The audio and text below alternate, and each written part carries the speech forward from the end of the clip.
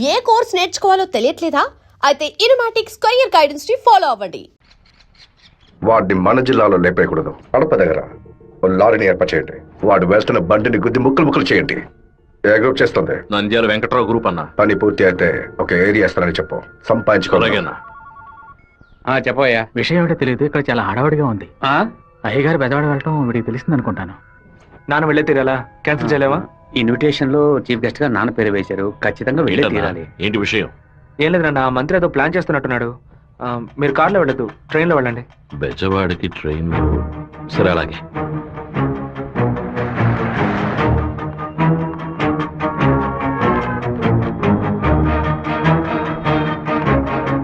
Hello, minister గారు ఇలా? అవును. మీరు అనుకున్నట్టు వీరభద్రం కారులో వెళ్ళట్లేదు, ట్రైన్ లో వెళ్తున్నాడు. నువ్వెవరో చెప్పావు?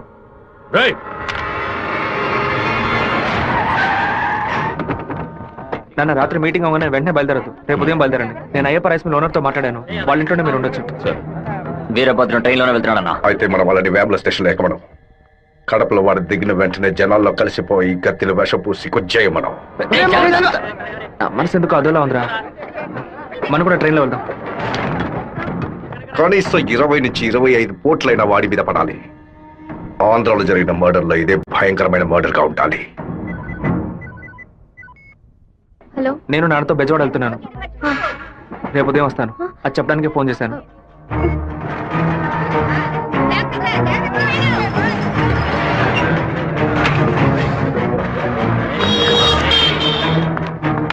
చెప్పమ్మా. వీరభద్రం ట్రైన్ లో వెళ్ళట్లేదు, కార్లోనే వెళ్తున్నాడు. ఎవరు నువ్వు? ఎక్కడి నుంచి మాట్లాడుతున్నావు చెప్పు. Hello hello hello. రే శివ, వాళ్ళు రాజశేఖర మనుషులు రా. ఎక్కండి రా. నువ్వు వెళ్ళి వాళ్ళు ఏ కోచ్లో ఎక్కుతున్నారు చూడు.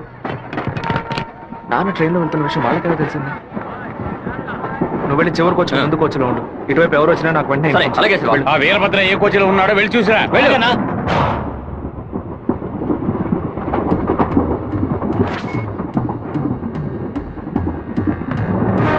నువ్వు ఫాలో చేస్తూ వెనక.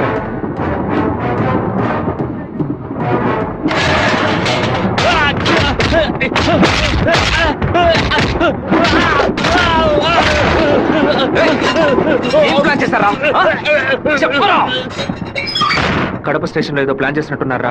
మీరు వెళ్ళి నాన్న కోచ్లోనే ఉండండి. రాజంపేట స్టేషన్ రాగానే నాన్న దిగమని చెప్పండి. ముద్దుకృష్ణ అంతా చెప్పి కారు పంపించమంటాను. అక్కడి నుంచి నాన్న కారులోనే వెళ్ళమని. రాలేదేట్రా? ఫోన్ చేయి. చెప్పు బాబు. మీరు పని చేసి పెట్టాలన్నా. నేనేం చేయాలి బాబు? వెంటనే 2 బళ్ళలో మనుషులు పంపించండి. కడప స్టేషన్ రాగానే జనంలో దూరి కత్తి తిప్పి పట్టుకుని మనం కొట్టే కొట్టుడికి శరీరంలో ప్రాణం మాత్రమే మిగలాలి. మిగతా పార్ట్స్ ఏమీ పని చేయకూడదు. అయ్యా నమస్కారం. అయ్యా రెడీగా ఉంది. మీరు ఈ బండిలో ఎక్కడి మేము ఆ బండిలో వస్తాం. ఏ బండిలో వెళ్తున్నాడు? కాలేజ్ అన్నా. మన ప్లాన్ ప్రకారం ఆ కార్ను గుద్దేసేయండి. సరేనా అన్న ఫోన్ తీయట్లేదన్నా. సరే రండి వెళ్దాం. వాడు మధ్యలో దిగిపోయారా? ఏం దిగుతున్నారా? వచ్చే స్టేషన్ లో దిగి వెనక్కి రండి రా.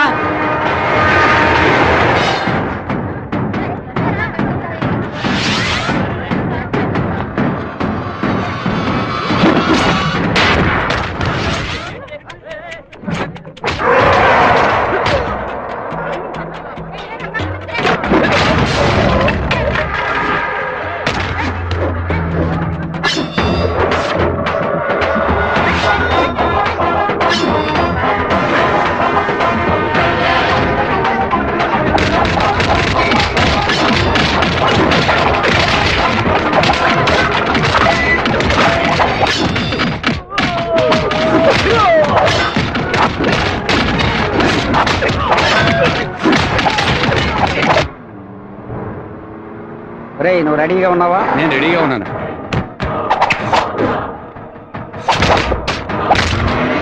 బండి హైవే మీదకి వచ్చింది, గుద్దు లేపేయ్. సరే అన్న.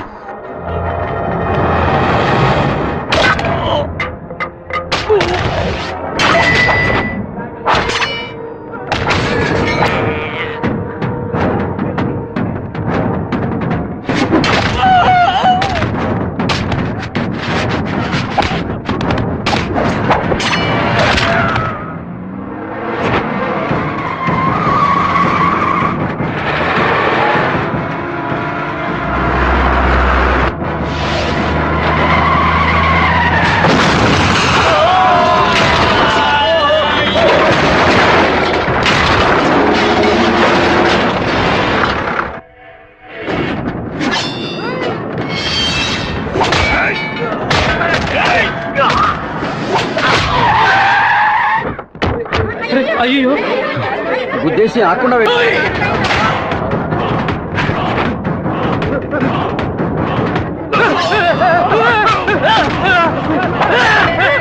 నేను అంబులెన్స్ పోవచ్చు అలాగే నువ్వు పోలీసులు పోవచ్చు మినిస్టర్ లైన్ లో ఉన్నాడు. నీకు మాత్రమే పక్కడు సెల్ నంబర్ దొరుకుతుందా? నీ నాన్నని కడప పక్కన లారీతో గుద్దించి లేపేశాం. పీస్ పీస్ అయి ఉంటాడు, వెళ్ళి ఏరుకో. వాడిని పూడ్చిన తర్వాత నీ అమ్మని చెల్లిని తీసుకొచ్చి కుటుంబంతో సహా నా కాళ్ళ మీద పడు. రారా! ఫోన్ తీయండి. చూడండి, తీసుకురండి. టార్గెట్ నుంచి 13 కిలోమీటర్. పోలీసు వస్తున్నారా? స్పీడ్ గా వెళ్ళరా.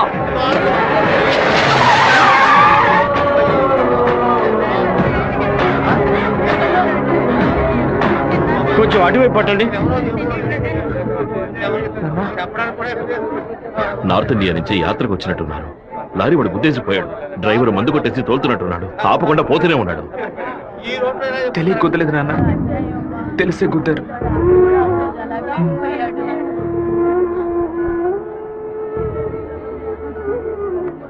నా పరువు తీసావా?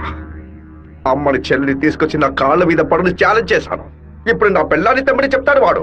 అది కాదన్నా, మెరూన్ కలర్ కాల్ ఇస్తున్నారు. దున్నపోతా నల్లని అమ్మాయిని చూసి వాళ్ళ పెళ్ళామని దూకేస్తాడా? ఒరే, ఫోన్ చేసిన అమ్మాయి వాడి శత్రువా లేదా మనని కన్ఫ్యూజ్ చేయడానికి వాడు చేసిన ఏర్పాట.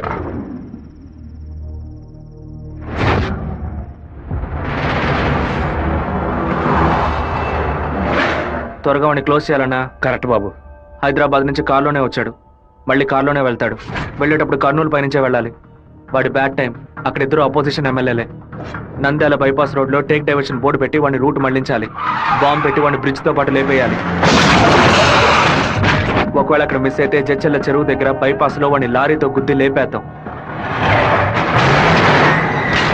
ఐడియా బాగుంది బాబు. ఒకవేళ వాడు ఫ్లైట్ లో వెళ్తే వెళ్లే రూట్ లో బాక్రాపేట నందులూరికి మధ్య ఉన్న సింగు రోడ్డు చెరువు పక్కన ఉన్న మామిడి తోట దగ్గరగా బండి వెళ్తున్నప్పుడు మధ్య రూట్ లో తాడి చెట్టు నరికి పడేస్తాం.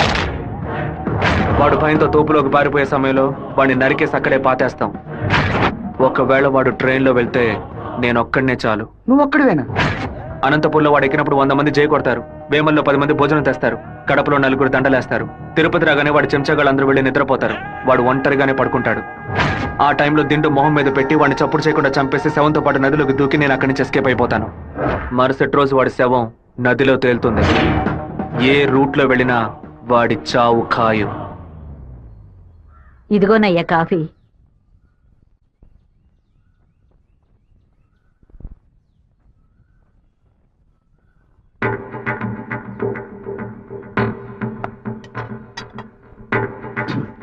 రే సుబ్బారావు, సుబ్బారావు!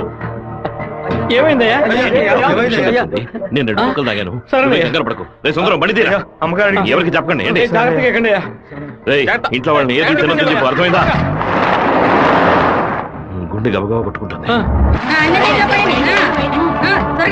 ఈ కాఫీ డాక్టర్కి ఇచ్చి ఇందులో ఏం కలిపారో కనుక్కోమని చెప్పు. డాక్టర్, మా అయ్యగారిని ఎలాగైనా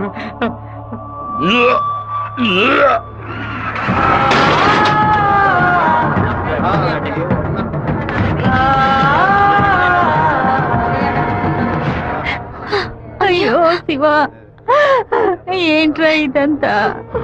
అయ్యో భయపడకు శివ, నాకేం కాదులే. మన ఇంట్లో జరిగిన ఈ విషయం బయట ఎవరికి తెలియకూడదు. కొత్తగా ఎవరో ఇంట్లోకి వచ్చింది? కొత్తగా ఎవరు రాలేదన్నా. అయ్యా, పొద్దున బట్టలు తీసుకోవడానికి చాకల మా అదయ్యగాడు వచ్చాడు. తర్వాత చేపలు వచ్చాడు. చెప్తావా లేదా? చేపలు కడగడానికి ఇంట్లోకి వచ్చారు. నాకే పాపం తెలియదయ్యా. ఎవరింటికి వెళ్ళినా కుక్కడు నీళ్లు కూడా మింగే ముందు ఆలోచించే గుట్టక వేస్తారే. ఇప్పుడు ఎలా? మన ఇంట్లో నీళ్ళని తాగడానికి ఆలోచిస్తే అది తప్పు కదా గంగా. శివ, కొంచెం లోపలికి వస్తావా? మాట్లాడాలి. పొద్దున అందరి గురించి నీతో చెప్పాను. రాధికమ్మ కూడా వచ్చి వెళ్ళింది. ఆ విషయం మాత్రం నీతో చెప్పలేదు. అయ్యగారి కాఫీ కలిపేటప్పుడు తను కూడా వంటింట్లో ఉంది బాబు. ఏమంటున్నావు? అత్త ఎక్కడికి వెళ్ళారు? అత్తయ్య పెరట్లో పశువులకి కుడితి కలుపుతోంది. అవును, ఎన్నేళ్లుగా మీరు ఇంట్లో పని మంచిగా పనిచేస్తున్నారు? నేను ఇంట్లో పనిచేస్తున్నానన్న విషయం నువ్వు చెప్తేనే తల్లి నాకు గుర్తుకొచ్చింది.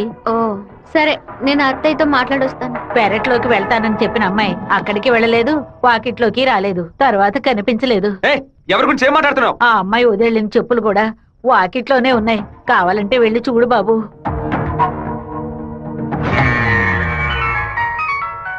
బాబు చిన్న విషయం. అయ్యగారు ట్రైన్లో వెళ్ళే విషయాన్ని ఒక అమ్మాయి ఫోన్ చేసి చెప్పిందని ఇక్కడ ఉన్నవాళ్ళు అనుకుంటున్నారు.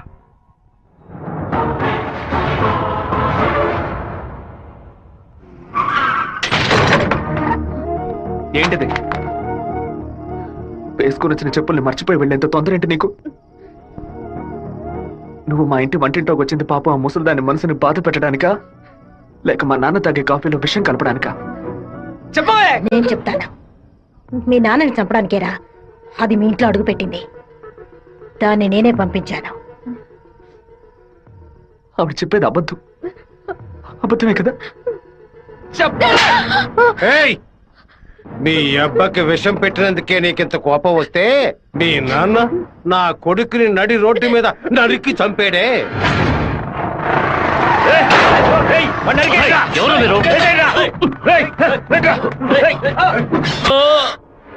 వాణ్ణి చంపి పారేయాలని ఆ రోజే నేను పగబట్టాను. కానీ మీ నాన్న పలుకుబడి అంతస్తు నన్ను ఆ పని చేయనీలేదు. ఒకరోజు నువ్వు మా అమ్మాయితో మాట్లాడుతూ నేను చూశాను. ఆ రోజే నిర్ణయించుకున్నాను, వాణ్ణి చంపడానికి ఇదే సరైన మార్గమని. పుట్టింది ఆడపిల్ల గనక దీని చేతికి విషం ఇచ్చి పంపాను. అదే మగపిల్లాడు గనక పుట్టుంటే వాడి చేతికి కత్తిచ్చి పంపేదాన్ని. వాళ్ళ నాన్నగారి జ్ఞాపకం నా కూతురికి రాకూడదని 10 ఏళ్ళు దాన్ని ఇంటి నుంచి దూరంగా ఉంచాను. మా నాన్న నిజంగా హత్య చేసుంటారో లేదో నాకు తెలియదు. నీ పగ తీర్చుకోవడానికి నువ్వు ఇంకేం చెప్పానో మా ఇంట్లోకి వచ్చి ఉండొచ్చు. నా ప్రేమ తప్ప నీకు ఇంకేం దొరకలేదా? పత్తికుండగానే పాతి పెట్టేశావు కదా.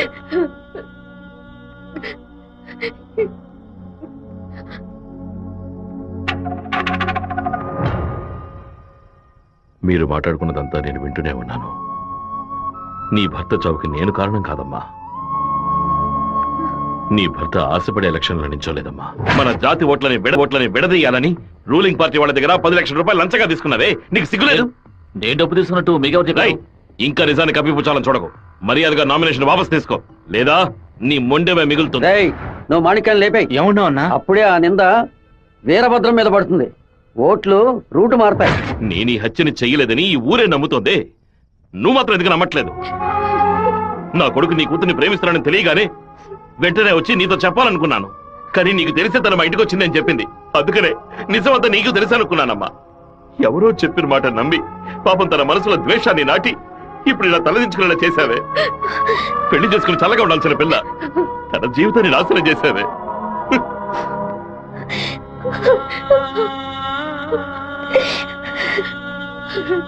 నువ్వు నాకు మాత్రమే ద్రోహం చేయలేదే, మా అమ్మ, నాన్న, చెల్లెలు అందరూ నీ మీద పెంచుకున్న ప్రేమకు ద్రోహం చేశావు.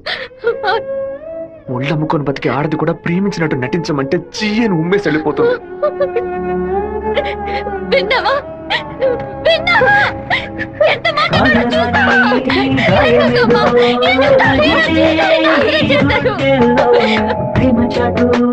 జీవితన ఎగిసే ఆవేదనలో ప్రేమించిన నా గుండెలకి ఇదివో బహుమానం. నన్ను కన్న పాపానికి వీరికి దండనరా.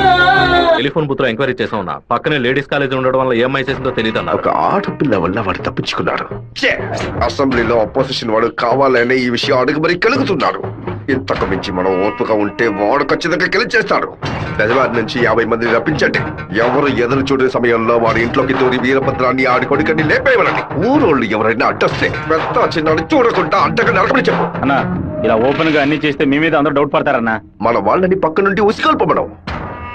రాత్రి సరిగా 10:30కి ఈబీ వాళ్ళతో చెప్పి పులివెందుల్లో కరెంట్ కట్ చేయమనం. ఆ టైంలో ఎవరు ఫోన్ చేసినా చుట్టుపక్కల ఏ పోలీస్ స్టేషన్ లో ఫోన్ తీయకూడదు. ఆ కొత్త డ్రైవర్కి చెమట్లు పట్టాయంట్రా. వీరభద్రం మీద ప్రేమతోనా? వాడు ఏ ఊరోడో ఎవడు ఇక్కడ పంపించాడో పంపిన వారికి వీరభద్రంకి సంబంధం ఏంటో ఎంక్వైరీ చేయి.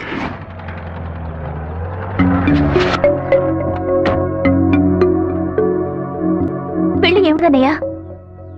వద్దమ్మా. ఎప్పుడు నాన్న గురించి మాట్లాడుతుంటావుగా, నాన్న ఇలాగే ప్రవర్తిస్తారా? శత్రువైనా మర్యాదించి మాట్లాడతారు కదా, వెళ్ళనయ్యా. నేను నిన్ను క్షమాపణ అడగడానికి రాలేదు, ఎందుకంటే నేను చేసిన తప్పుకి క్షమాపణ లేదు. మేము ఊరు వదిలి వెళ్ళిపోతున్నాం. నేను మీ నాన్నకి విషం పెట్టింది ఎంత నిజమో, నేను ప్రేమించింది కూడా అంతే నిజం. దయచేసి నా ప్రేమని మాత్రం అనుమానించొద్దు.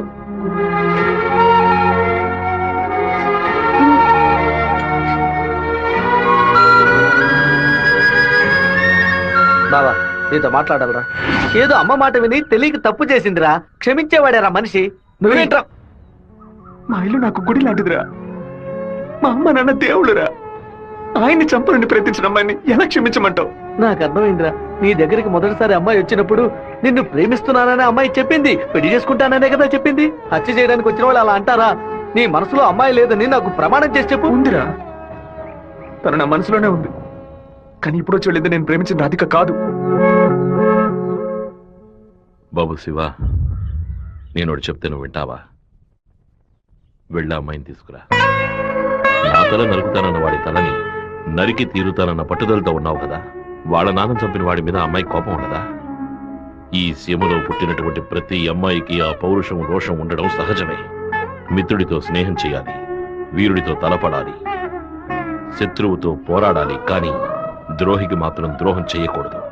ఆ రోజు కోడిని కోయిపోతున్నామని తెలిసి తట్టుకోలేక తలడిల్లిపోయిందే, అదే తన నిజమైన గుణం. నాకు కూడా ముందా పిల్ల మీద కోపం వచ్చింది, కానీ ఓ కుటుంబం పుట్టిన గడ్డ వదిలి వెళ్తోందంటే అది సగం ప్రాణంతోనే వెళ్తుంది. మిగిలిన ప్రాణం మనం తీసామనే పాపం వద్దు నాన్న. వెళ్ళి అమ్మాయిని తీసుకురారా. నా ప్రేమే దొరికిందా నీకు? ప్రేమించినట్టు నటించమంటే చీయను మొహం మీద ఉమ్మేస్తుంది.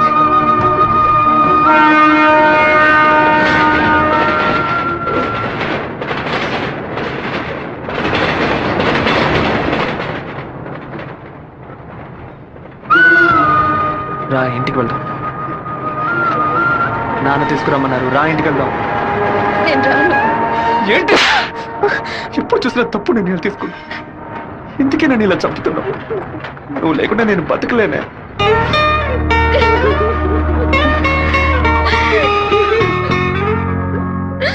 నీకు ముఖ్యమైన విషయం చెప్పాలని ఒంటరిగా రానా? ఎక్కడికి ఒంటరిగా వెళ్తున్నారు?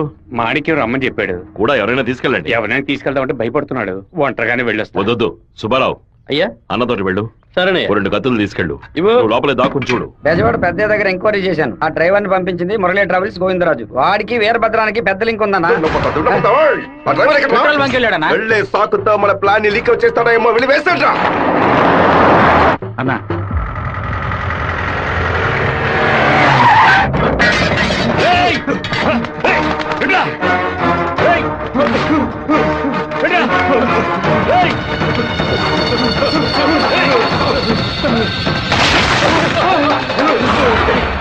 జీతం తీసుకునేది మాయి గారి దగ్గర, పనిచేసేది వీరభద్రానిక.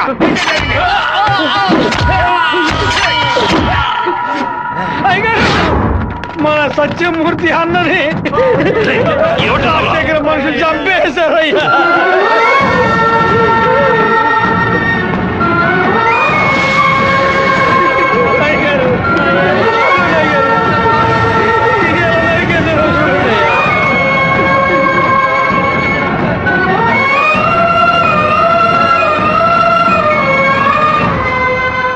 నేను దిగి నరికేసి ఉండేవాడినయ్యా. కానీ ఒకవేళ నాకు ఏదైనా జరిగితే ఆ కబురు మీకు అందకుండా పోతుందని నోరు మూసుకుని ఉండిపోయినయ్యా. కరెంటు కట్ చేస్తారట, ఫోన్ చేస్తే పోలీసులు రారట. పదవిలో ఉన్నామన్న పొగరు. సరే, అందరూ ఇళ్లకు వెళ్ళండి. మీ పెళ్ళాం పిల్లల్ని జాగ్రత్తగా చూసుకుని ఇంట్లోనే ఉండండి. మమ్మల్ని అందరినీ ఇంటికి వెళ్ళి జాగ్రత్తగా ఉండమని చెప్పి మీరు ఒక్కరే వాడితో పోరాడతారా? మిమ్మల్ని ఇక్కడ ఒంటరిగా వదిలేసి మేము మా పిల్లలను వాటేసుకుని పడుకుంటాం అనుకున్నారా? ఇన్నేళ్ళు మా అందరి కోసం మీరు ఎంత కష్టపడారో తెలుసాయి గారు. ఈ రోజు మీకు సమస్య వస్తే మేము ఎలా ఊరుకుంటాం అనుకున్నారు? మేమేం చేతగాని వాళ్ళం కాదు. ఒకడు మీ ఇంట్లోకి దూరి మీ మీద చెయ్యేశాడంటే అదంతా మేము సత్యాగా జరుగుతుందయ్యా. శివ, సత్యమూర్తి అన్నింటికి పోలీసులు ఎంక్వైరీకి వచ్చారంట. ఎంతమంది వచ్చినా సరే ఒక్కళ్ళు కూడా వదిలిపెట్టాం. నరికి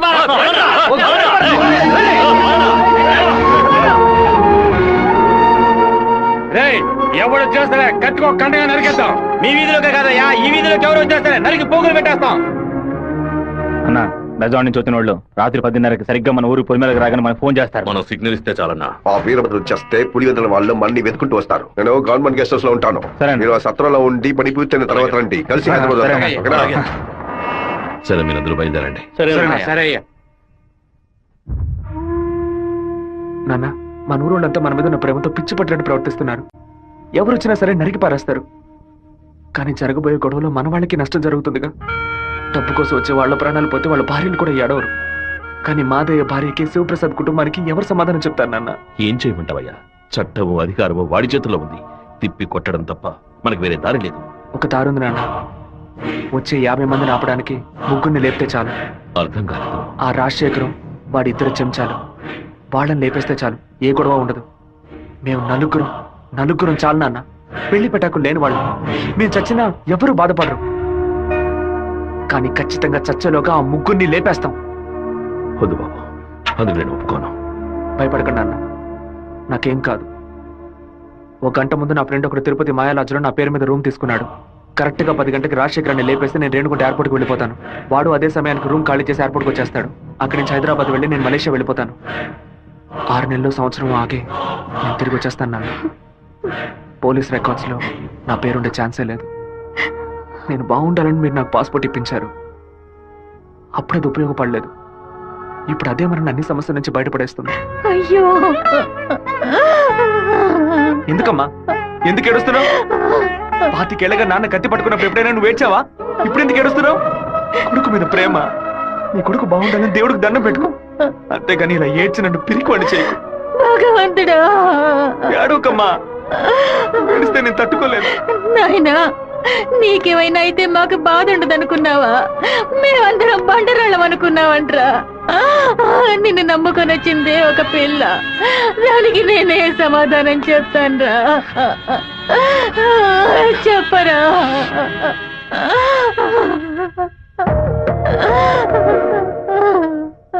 చెప్పు, నేను ఇప్పుడు ఏం చేయను? ఇన్ని రోజులు ప్రతి ఒక్క కత్తి వెనక రక్తం మాత్రమే ఉంటుందనుకున్నాను. కానీ ఇంత పెద్ద పోరాటమే ఉంటుందని ఇప్పుడే నాకు అర్థమైంది. నేను వెయిట్ చేస్తుంటాను, తిరిగి వచ్చేంత వరకు వెయిట్ చేస్తుంటాను. మీరే చెప్పారు కదా నాన్న, కోపిష్టి కత్తి పడితేనే తప్పు, కాపలావిడ పడితే తప్పు లేదని. నేను కోపంతో వెళ్ళట్లేదు నాన్న, మనల్ని కాపాడుకోవడానికి వెళ్తున్నాను.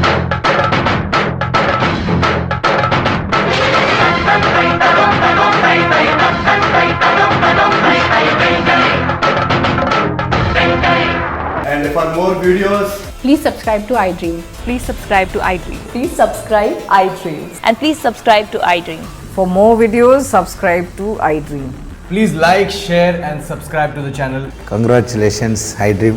Subscribe to iDream. Subscribe to iDream. So subscribe to iDream Media. iDream ki iDream team andarki huge congratulations. Please subscribe iDream Media. Please subscribe to iDream. Subscribe iDream. Please subscribe to iDream. iDream అంటే నా కళల channel subscribe చేసుకున్న నోరు తిరుగుతలేదు. మీరైతే గంట గుర్తు కొట్టండి. For more such videos, please subscribe to iDream. Subscribe to iDream. Please subscribe to iDream. Please subscribe iDream Media. Please do subscribe to iDream. Please subscribe to iDream Media. For best entertainment and information, please subscribe iDream. And don't forget to subscribe to iDream.